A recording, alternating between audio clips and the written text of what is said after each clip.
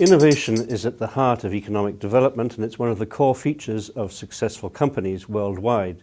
We're joined by Hal Gregersen, who is the INSEAD Affiliate Professor of Leadership and who has just published a book on the subject of innovation. Who is an innovator? What are the features of an innovator? It's called The Innovator's DNA. Hal Gregersen, thank you for joining us. Can you tell us a bit about what is the fundamental feature of an innovator? Innovators are people who behave differently and don't just think differently. So in other words, if I want to be like Steve Jobs and have this capacity to think differently, the fundamental message of Innovator's DNA is people have to behave differently. And so if we walked into Steve Jobs' world and walked around with him and followed him during a day, we could see him behaving in ways that will generate new ideas. So he observes the world really carefully. He talks to all different kinds of people. He's more than willing to engage in different kinds of experiments, constantly peppering the world and the people around him with questions that provoke people and challenge the status quo. And when Steve Jobs or anybody else behaves that way, acts differently, asks lots of questions, observes like an anthropologist, experiments constantly, networks for ideas, they're likely to get incredibly insightful ideas about new businesses, new products, new services, breakthrough processes, things that will make a difference for any company. Well, you've identified, I think, 5 basic characteristics of the innovator, which you call the innovator's DNA. Could you elaborate, first of all, on these 5 characteristics? What are they? Innovation starts with a question. So when I'm trying to figure out a new process in my organization, I'm trying to figure out a better service proposition for my clients and customers, if I'm trying to do those sorts of things, I've got a question. Why not this? Why couldn't we that? What's going on here? How could we do this better? How could we do this differently? And we don't have an answer to those questions. And so part of being an innovator is being able to generate the right question. The next piece becomes doing something with the question. So questions for question's sake is just being clever. I sit in my office, I ask clever questions, and they're not going to go very far when it comes to innovation. But if I get out of my office, take that question, make it active, go into the world, I might be someone like Jeff Bezos at Amazon. I'm an experimenter.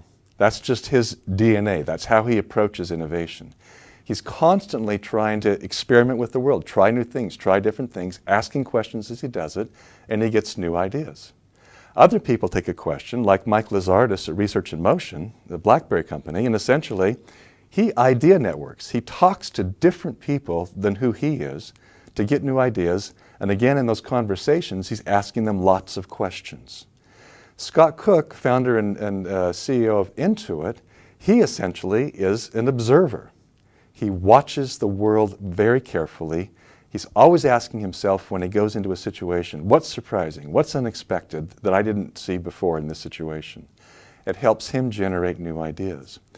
So when we take a question, combine it with an action like an observation, an experiment, or networking with people for ideas, then when we're pushed into a corner, we have to get a new idea about, again, a business, a product, a service, etc. Then when we're pushed in the corner, we have a smart idea, and we have a really creative idea, and often it's a surprising idea. Now, you use the expression DNA, which implies that these qualities are innate in the people concerned, but you also suggest that it's possible to learn these qualities. How do the 2 aspects balance out? It's a fascinating question, and in some ways it's like, why did you call it the innovator's DNA? Is that a fixed thing? Well, the reality is it is partly fixed.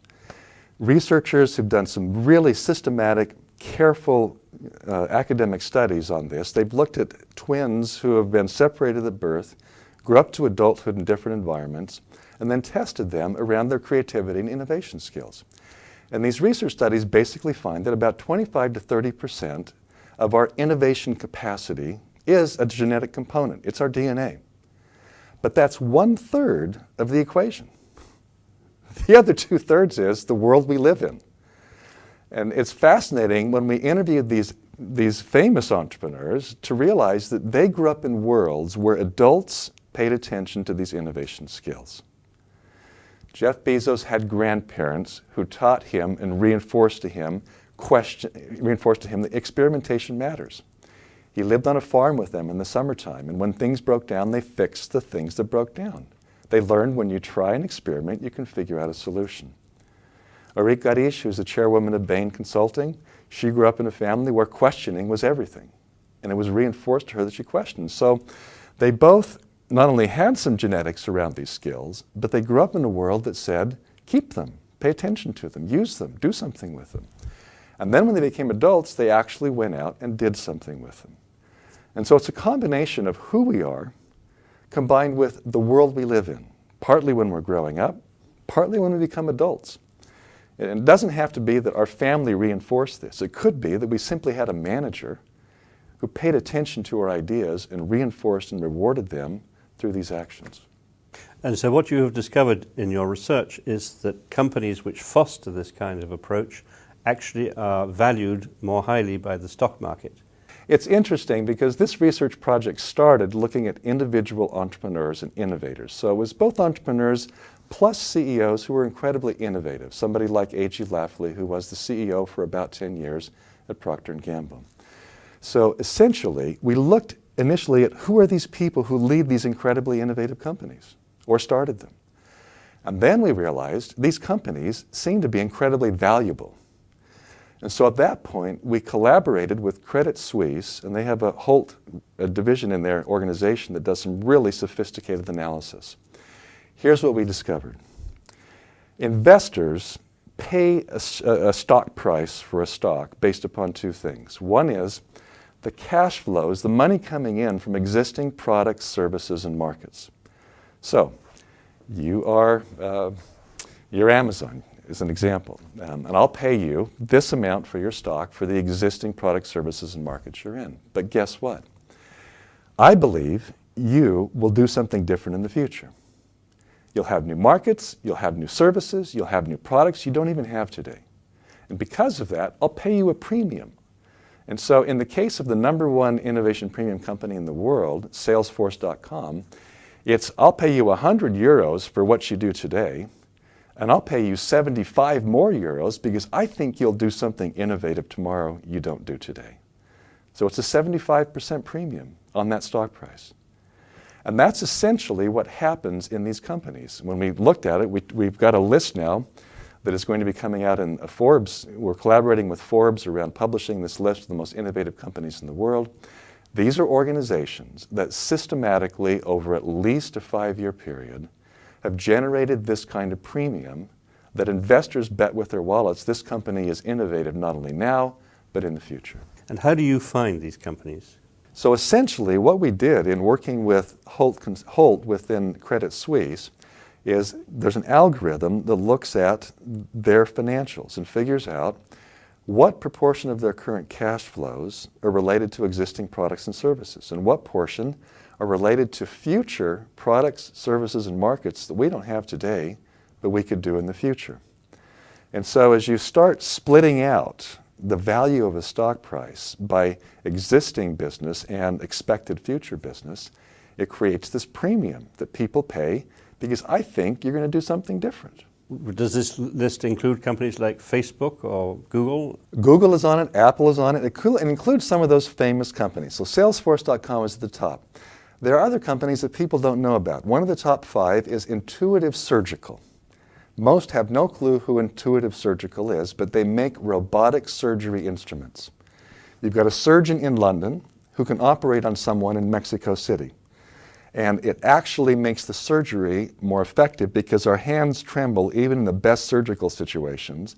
And the equipment they use to do the surgery takes out those hand tremors, actually makes the surgery a better surgery, and the recovery time is quicker and the people are much better afterwards. And so it has this incredible technology in a fast-growing market, and they're able to take advantage of the innovative approach they've taken to doing surgery. Other companies, again, they're ones we didn't know about until we did the analysis, but Keyence Corporation in Japan, they make electronic sensors for automated factory systems. It's a B2B business. It's not very sexy or exciting at one level, but they decided we're going to be an innovative company, and they do it. So when thousands of their sales force go into their clients and figure out in a plant and factory situation, What are they doing here? What are they building? How does their automation system work? How could we make it better? How could our sensors help them make it better? And then the critical question is, how can we go back to headquarters, to the country headquarters, to the production facility that we have at Keyence? How can we do something different? How could we make our product better? How could we do it differently so it would make this a perfect solution for the client? And they don't just do that once, but they do it systematically to the point that they get this huge innovation premium. But this premium is based on the stock price, and stock prices fluctuate, as we know. This presumably means that sometimes companies are in, next year they may be out simply because something has happened on the stock market where they're quoted, independently of their own performance. Is that an issue? It's really interesting. Most of the most innovative company lists out there are historical. To some degree, you could call them popularity contests because they essentially ask other executives, who's the most innovative company in the world? If I get that kind of a question, and I'm the CEO of a company, I will tell, my answer will be based upon some company that historically has been innovative. So Sony often is on those lists of innovative companies, but they're not profitable. And their stock price certainly isn't going up right at the moment. So that's a historical look. Our list is future-looking, forward-looking, and it's based upon past performance, predicting, do I believe they're going to do something in the future? And it's not just a one-time, one-year experience. It's not just we happen to hit a gold mine in one particular product, but at least over a 5-year period, we've been able to weather the storm and we consistently generate new things, new ideas, new products, new services. And the only way companies are going to get on that list is if they've been consistent at innovating. And then I have confidence to put the money into your company if I'm investing, because I think you'll do it also in the future. We've seen in the past the dot-com bubble. Is there a danger that there might be an innovation bubble in these stock prices? That's always there. And whenever you make a list of the most innovative companies in the world, the highest performing companies in the world, some companies stay on and some companies drop off. So that's a given. Some will drop off. Why we think this list will persist, not perfectly, but for the most part, is these companies have generated an environment within their organizations that says innovation matters, don't quit.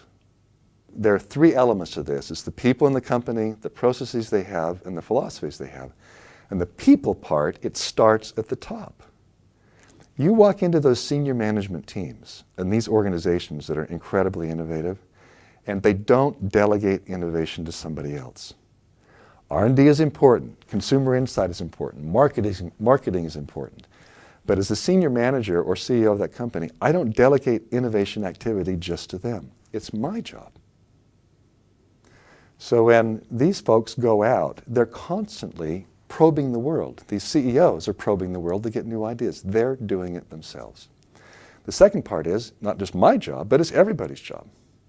It's just part of what you do when you walk into the door today, when you come to work.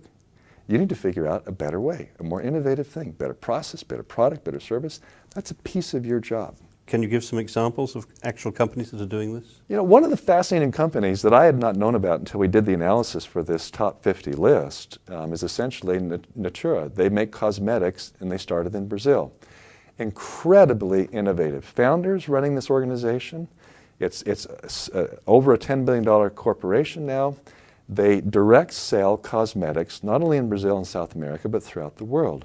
And they have this fascinating process of being able to go into their world, going into the Brazilian forests and working with local communities around herbs and other trees and so on that could be part of their cosmetic solutions for people who use them. And they create these sustainable long-term contracts with these local communities and make products that are just incredibly successful for middle to upper income people. And it has this fantastic track record of being able to go into local space, generate new ideas for products, work with local communities to source those things in a sustainable way, and then they have a workforce that's exceptionally skilled at delivering those products in a way that fairly high-income people want to buy them. A lot of that comes from a CEO and senior team who actually do this stuff. And then they tell their organization, do it, but they give them the skills to do it. They train them, they reward them, they promote them, they foster it to make it happen. Looking forward strategically, what's your next project? One of the things that's fascinating is that most of these entrepreneurs who founded these incredible companies, they've also moved into the social innovation space. They've moved their skills from just creating great products, services, and businesses to solving serious social problems and making a difference in the world. All of these folks are deeply committed to changing the world. Not just their business, but changing the world. And so I'm deeply intrigued by how can we not only use these skills in a for-profit situation, but how can they also be used by incredibly energetic, innovators and entrepreneurs trying to take on the toughest social problems. And so that's a piece of where I'm going as we're taking this forward. Well, I wish you the best of luck. Thank you very much, Hal Gregerson. Thank you. Great.